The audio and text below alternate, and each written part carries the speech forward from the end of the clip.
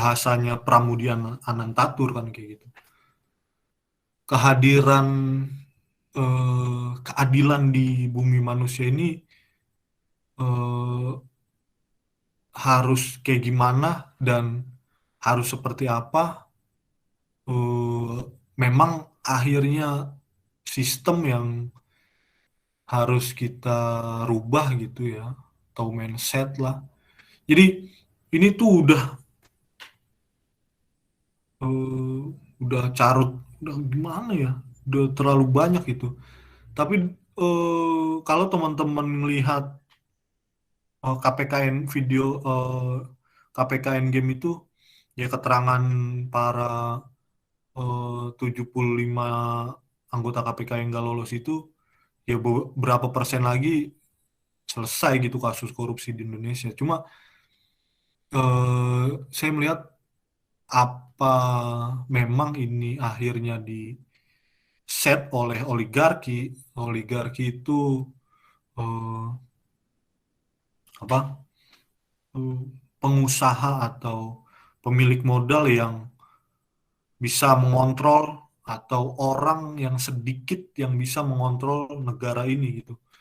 Dalam artian dia dia udah menghegemoni eh, kaki-kakinya gitu. Jadi kalau gua kenapa-napa gue tinggal telepon ini, gue kenapa-napa gue ini.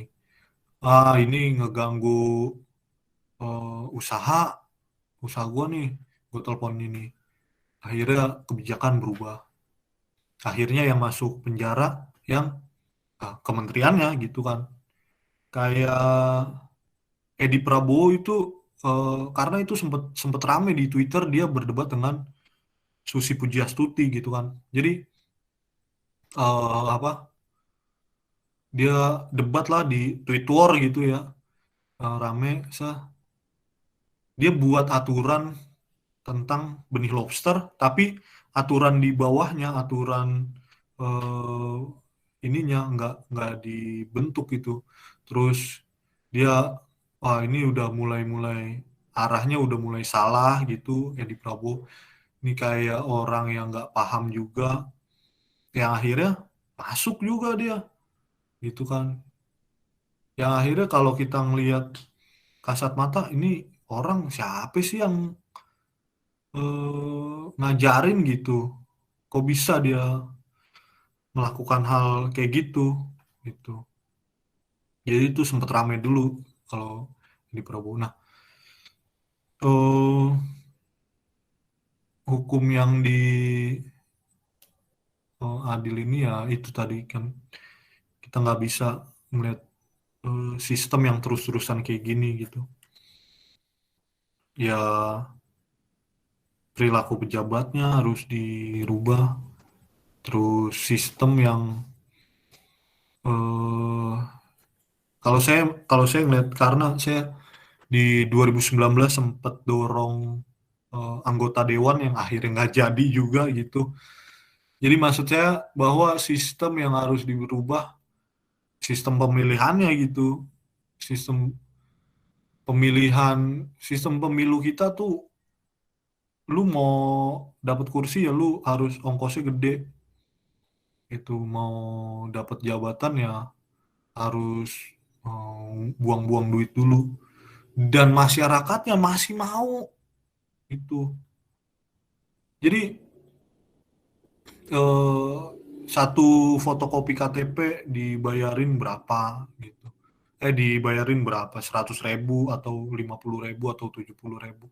Ini kan akhirnya ya nggak masalah juga gitu. Maksudnya lah orang dia mau, ya kan, orang masyarakat yang mau kayak gitu. Jadi eh, keadilan ini berkutatnya tuh karena ini ya, sorry, maksudnya 32 tahun Orde Baru tuh emang berpengaruh banget gitu. 32 tahun yang akhirnya jadi mindset kita bahwa kalau nggak ada, kita nggak punya kerjaan nih, kita nganggur gitu, kita nanya ke teman, ada lowongan nggak, bisa bantu nggak, atau hal-hal apa yang itu perilaku-perilaku nepotisme ada tuh gitu. Itu juga yang uh, perilaku nggak adil kan, yang seharusnya kompeten gitu malah nggak masuk gitu. Ya, dampak Orde Baru tuh masa efeknya tuh masih terasa gitu. Kadang kita jadi buat ceng-cengan kan, apa, selain ini orang dalam. Kesuksesan itu ditentukan dari ini dan orang dalam kayak gitu, yang akhirnya nggak bisa kita juga untuk melihat bahwa sistem atau realitas sosial berlaku adil gitu, kayak gitu sih, Dep. Jadi di masyarakat juga masih di lingkungan tetangga kita nggak bisa berlaku adil karena mulai-mulai ada kelas, mulai-mulai ada eh, apa, segmen-segmen ya. Oh, gue itu. Nah, akhirnya kita mulai-mulai pengelompokan yang nggak penting juga itu. Kayak gitu sih, Devi. Gimana yang lain? Oh ya, Assalamualaikum. Waalaikumsalam. Hmm, izin bertanya sih, Bang. Moderator gimana? Boleh nggak nih? Silakan, silakan. Oke. Selamat malam, Bang Zulfikar Ali Husain. Manggilnya siapa nih? Panjang banget ya. Wah, Ucen aja, Ucen. Oke, Bang Ucen. Ya, Bang Ucen izin bertanya. Eh, Sebelum bertanya, saya mau membenarkan gitu dan setuju atas apa yang menjadi pernyataan gitu. Dampak atau impact yang diberikan oleh Orde Baru selama 32 tahun itu masih sangat terasa. Karenanya kan kalau dulu itu Orde Baru ada tuh, saya pernah dengar juga, namanya Petrus gitu ya, Apa? penembak misterius gitu. Oh, Nah kalau sekarang mungkin implikasinya atau penerapannya tukang bakso gitu ya, tukang bakso, tukang sekuteng, tukang nasgor gitu ya kan. Sebetulnya sama gitu, sama aja cuman caranya yang beda. Nah karena kan kalau membahas soal adil, ada dua keadilan gitu yang dibahas dalam Pancasila itu sendiri, sila kedua dan juga sila kelima gitu ya. Berarti penekanan adil ini memang harus benar-benar eh, apa namanya, dititik beratkan lah gitu. Adil itu memang harus dititik beratkan, khususnya ya menjadi seorang warga negara gitu, dan negara atau pemerintah-pemerintah dan jajarannya itu harus benar-benar mengimplementasikannya gitu, karena ya dari penciptanya gitu kan, atau dari zaman Soekarno lah ya mungkin itu udah atau itu banyak pengorbanan dilakukan gitu untuk apa namanya, untuk membuat bagaimana sih keadilan yang didefinisikan dalam Indonesia itu sendiri gitu ya kan. Karena kalau masalah adil ini kan kadang beda-beda gitu ya. Menurut gua ini adil tapi menurut lu itu enggak gitu. Nah, gue juga setuju gitu Bang. Yang kedua, gue juga setuju ketika lu bilang mindset atau sistem gitulah yang diterapkan oleh Indonesia itu sendiri khususnya di dalam hukum gitu. Dan itu juga ada impact-nya atau ada dampaknya ketika zaman Orde Baru berkuasa dan sampai sekarang ini masih teraplikasikan. Gue jadi ingat ini Bang, apa namanya, cerita yang 4 pelaut kebangsaan Inggris itu tuh. Gue juga baru baca sih gitu kan. Tahu nggak kira-kira nih Bang, atau kawan-kawan yang lain yang 4 pelaut berkebangsaan Inggris itu pergi berlayar ke Atlantik Selatan gitu. Ada yang tahu mungkin ceritanya? gue belum tahu. Oh Enggak, gitu. kayaknya nggak ada. Iya, jadi mau dibacain nih. Kenapa tuh? Jadi gue juga mau nanya gitu kan dari cerita itu gini. Jadi ada di tahun gini ya, gue bacain. Di musim panas tahun 84 itu ada 4 pelaut yang berkebangsaan Inggris berlayar gitu ke Laut Atlantik Selatan. Nah, suatu ketika kapal yang mereka tumpangin itu atau kapal yang ditaikin itu rusak parah gitu akibat badai. Nah, terus ketika mereka berhasil nyelamatin diri pakai skoci, mereka itu cuma bawa 2 kaleng makanan gitu, tanpa sedikit air minum, tanpa sedikit pun air minum. Nah, terus mereka ini semuanya terombang-ambing gitu di tengah laut selama berhari-hari. Terus di hari ketiga mereka ini masih bisa makan dari 2 kaleng makanan tersebut gitu. Dan di hari keempat mereka hoki gitu ya, bisa nangkep seekor kura-kura. Nah, terus situasi itu semakin sulit gitu, kawan-kawan. Hingga akhirnya di hari ke-19 ini si Dudley sang kaptennya itu mengutuskan atau mengusulkan gitu ya untuk mengundi nih siapa yang bakalan kita korbanin gitu kan. Apa yang kita korbanin untuk dibunuh gitu dan dimakan sama 3 orang lainnya gitu. Karena kan tadi mereka ada 4 ya. Nah, terus namun salah satu anak buahnya itu atau salah satu pelautnya ini nolak gitu. Nolak untuk kapten itu mengusulkan hal tersebut. Nah, terus di hari selanjutnya belum ada juga tuh satu kapal yang lewat. Sehingga tuh sang kapten Dudley ini memutuskan tuh untuk membunuh seorang anak kabin muda yang lagi sekarat atau yang koma. Nah, terus si kapten nih si Dudley ngebunuh anak itu gitu dengan menusuk tuh lehernya pakai pisau. Nah, terus berhari-hari tuh mereka makan daging si anak muda itu, terus minum darahnya ya kan.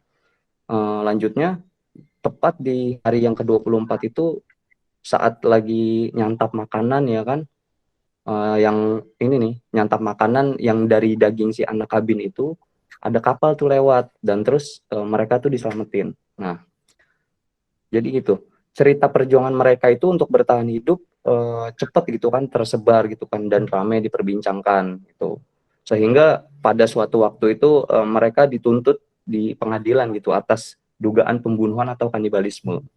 Nah, pertanyaannya gini bang, andaikan kasus itu terjadi di Indonesia gitu, atau siapapun dari kita itu menjadi hakimnya, apa yang bakal diputusin?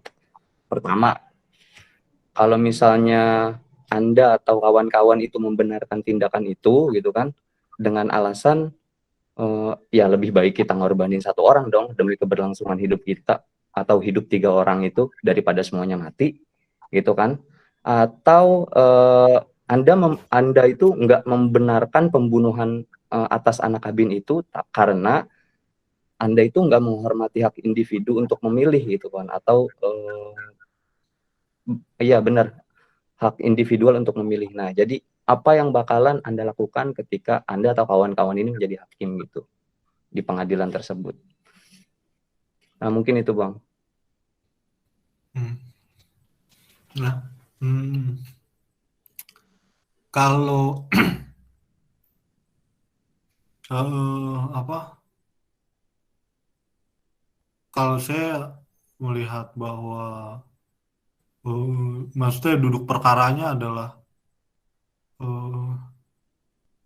memang udah nggak ada perbekalan kan gitu ya, nggak ada, udah habis yang akhirnya harus dibunuh kayak gitu.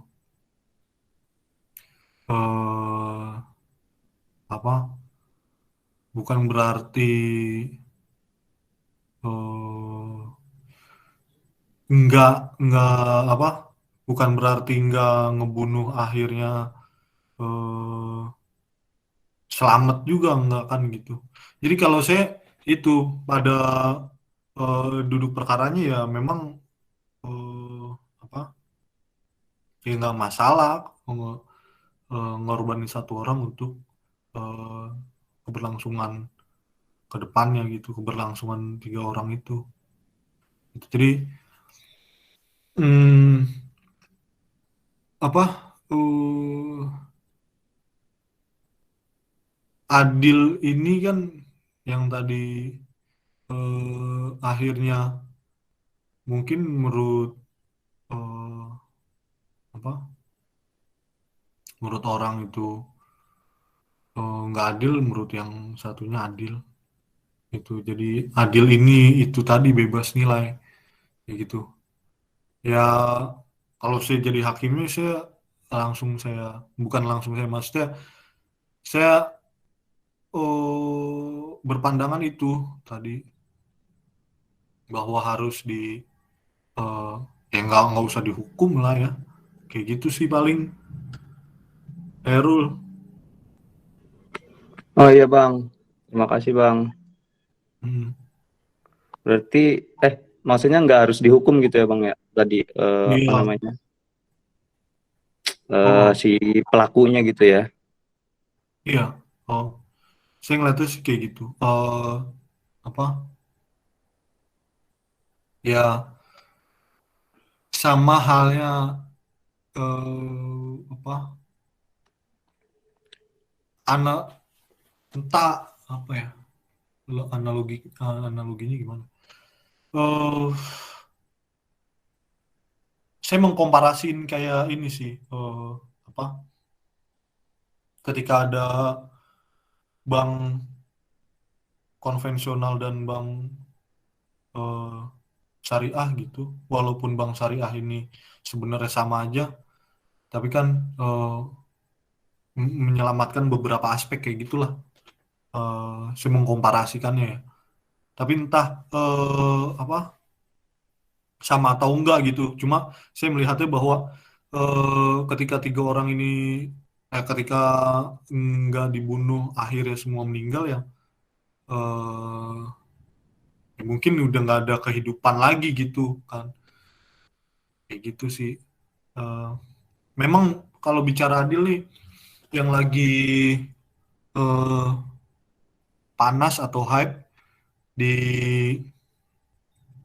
apa ya, di luar negeri, di Indonesia, di luar negeri, di dunia gitu kan, masalah perempuan, masalah korupsi, masalah HAM, masalah kemanusiaan, masalah eh, lingkungan, kayak gitu.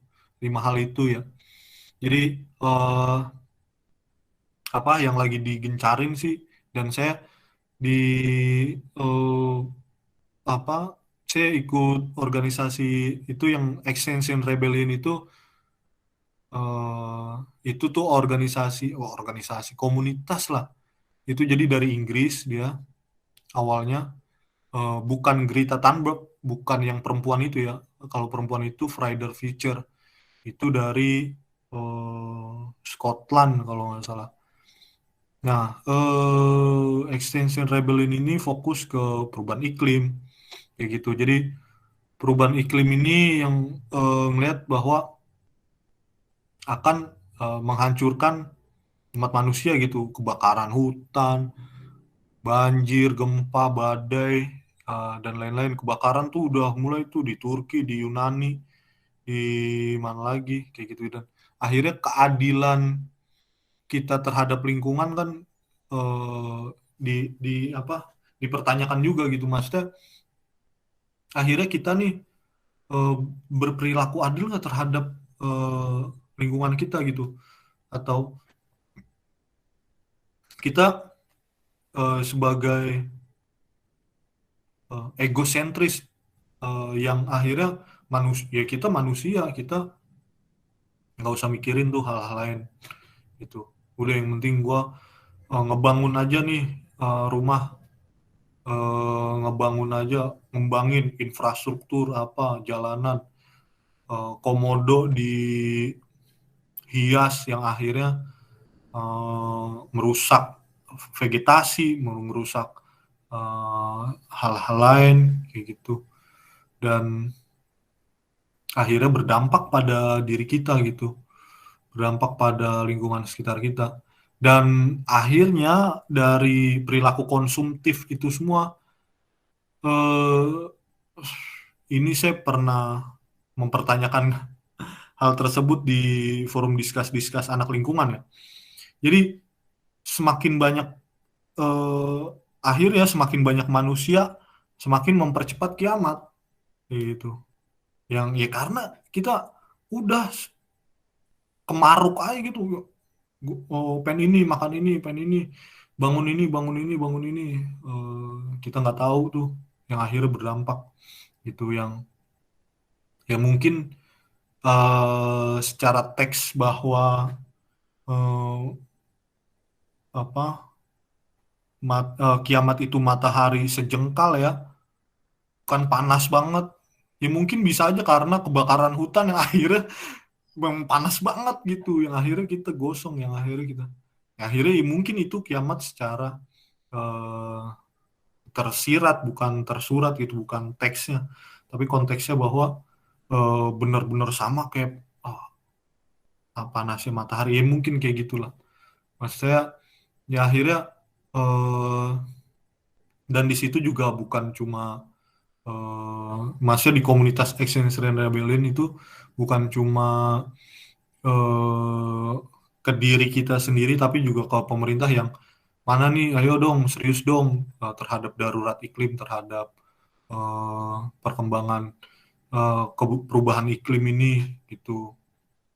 Jadi krisis iklim kalau mereka bilang ya, yang akhirnya jadi kebijakan-kebijakan net zero, karbon, net eh, dan banyak lain lah kayak gitu sih teman-teman yang harus maksudnya bicara keadilan itu juga bicara keadilan terhadap lingkungan gitu ya. eh Indonesia telah merebut blok rokan, blok tambang batu bara, itu kan ya dilematis gitu. Satu sisi pemasukan negara dan ini kan eh, apa setelah lepas di Orde Baru ya bisa direbut lagi, yang ini dilematis. Ini kita masih pakai energi fosil gitu yang ngerusak atau mengancam lingkungan juga. Kayak gitu sih. Ada lagi yang mau ditanyakan? Izin menanggapi boleh? Oh ya, silakan. Balik lagi tadi ke pertanyaan Bang Irul. Kalau saya punya sudut pandang yang lain, saya melihat atau saya menjadikan diri saya bukan sebagai ini ya, bukan sebagai hakim, tapi menjadi orang biasa saja. Jadi kalau menurut saya, ketika ada satu orang yang dikorbankan itu, saya nggak setuju karena saya berpikir apabila saya di posisi orang yang dikorbankan itu, ataupun orang-orang terdekat saya yang dijadikan korban itu, maka saya tidak membenarkan bahwasanya boleh gitu jadi untuk mengkorbankan satu orang agar menyelamatkan banyak orang atau 3 orang yang sisanya itu. Ya mungkin itu tadi apa yang dikatakan Bang Hussein, bahwasanya kan keadilan itu luas ataupun umum. Bisa jadi menurut kita adil, tapi menurut orang lain tidak adil.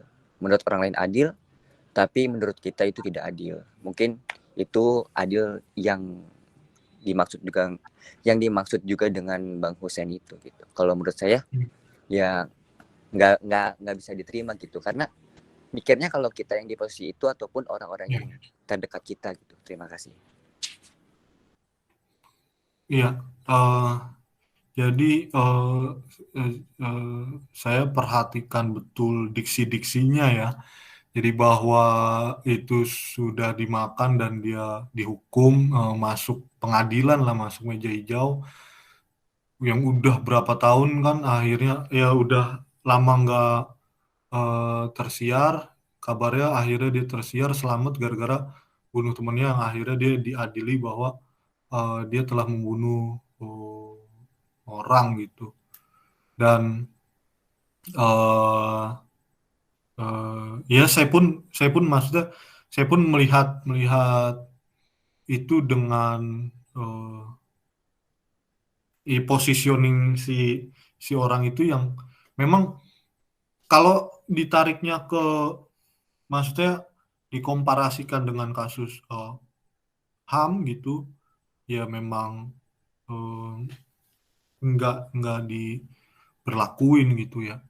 Tapi kalau memang maksudnya ketika ngeliat di kasus Papua, ketika kita bicara nasionalisme, wah kita bakal boleh tuh bunuh orang Papua gitu kan, boleh tuh bunuh kelompok separatis itu kan gitu. atas nama nasionalisme gitu kan, atas nama NKRI yang katanya Pancasilais gitu. Sedangkan pihak mereka juga nggak mau terjadinya ada bentrokan kan gitu. Yang gimana nih win-win solutionnya? Tapi mereka juga nggak mau adanya otonomi khusus, nggak mau adanya lobbying, nggak mau adanya negosiasi, nggak mau hal-hal tersebut gitu. Dialognya cuma dialog, minta referendum, minta dipilih masyarakat nih hak-haknya ke mana aja kayak gitu. eh yang akhirnya kalau saya beranggapan bahwa hal tersebut ya bisa dilakuin, maksudnya walaupun itu membunuh ya, yang perilaku yang keji lah gitu. Cuma ya dalam proses hukum itu ya menurut saya eh, proses pengadilan itu ya bukan maksudnya ya nggak itu kayak gitu sih maksudnya Misbol. Jadi saya ngeliat eh, menelaah diksi-diksinya, eh, beranggapan bahwa ya nggak jadi masalah kayak gitu.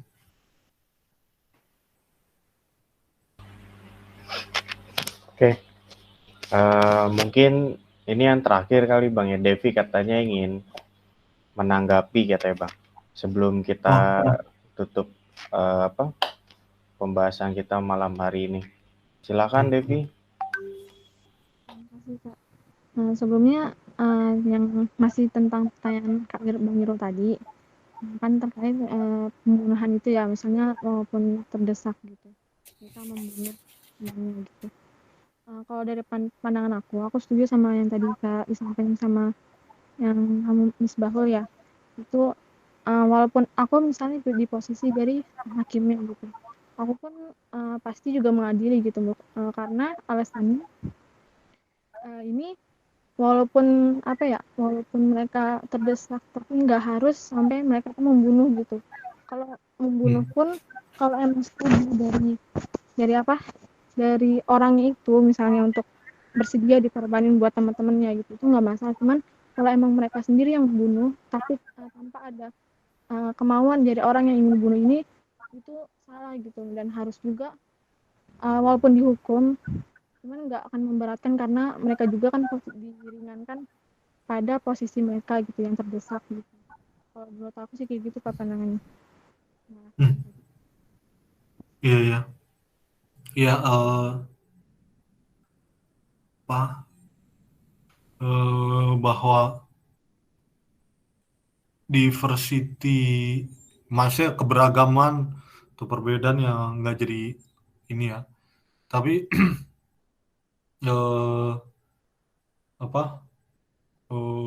ya pengadilan akhirnya eh, melihat juga sisi apa sisi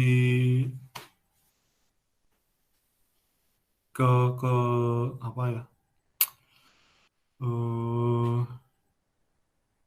bahwa yang terdakwa gitu bisa ini kan, maksudnya bisa bisa menjelaskan alasannya kayak gitu-gitu sih. Kalaupun memang akhirnya apa eh, ini menurut pandangan Devi ya kayak gitu gitu dalam arti yang dikatakan Miss Baul, eh, positioning kita terhadap orang yang dibunuh gitu, ini memberatkan dan lain-lain kan ya nggak nggak nggak nggak masalah sih, maksudnya dibenarkan juga gitu. Yang akhirnya tadi bahwa adil itu bebas nilai ya, kayak gitu sih. Yang pakemnya atau konteksnya ya itu misalnya di hukum ya aturannya atau undang-undangnya itu seperti apa kayak gitu sih paling Dep. Ya, oke Kak. Kan namanya juga saling berpendapat gitu ya Kak. Baik, terima kasih buat teman-temannya yang udah bertanya pada malam hari ini. Mungkin ada kesimpulan atau closing statement dari Bang Ucen mengenai tema kita malam hari ini mengenai implementasi sila kelima di Indonesia saat ini.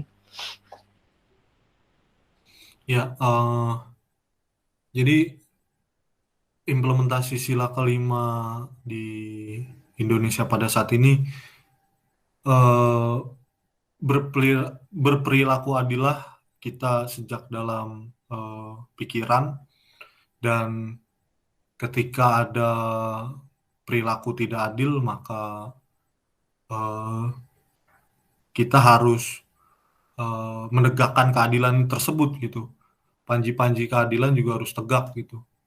Ya dengan apa ya? Dengan melawan, dengan protes, dengan apa? Banyak hal yang akhirnya eh, eh, panji keadilan itu tegak, kayak gitu sih. Sudah banyak ketidakadilan karena oligarki yang memang sudah apa menggurita, menghegemoni ya. Ya, mungkin teman-teman bisa mengaplikasikan atau mengimplementasikan eh, ketegakan panji keadilan ini bisa dengan banyak cara gitu kan. Itu dengan mungkin itu demonstrasi atau tulisan atau banyak hal yang akhirnya keadilan ini tumbuh, kayak gitu sih. Oke, baik. Aduh. Terima kasih buat Bang Ucen atas closing statement-nya.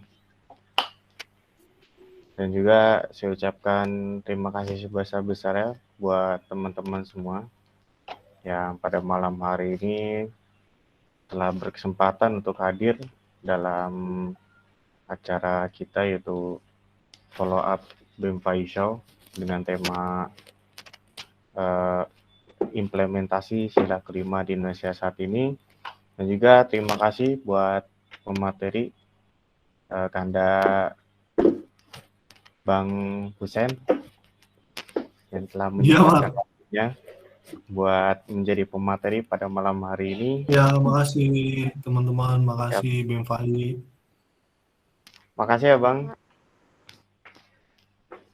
Aduh, Sama-sama. baik. Izin duluan ya. Ayo Bang, dengan ini acara kita selesai. Wassalamualaikum warahmatullahi wabarakatuh. Waalaikumsalam warahmatullahi wabarakatuh.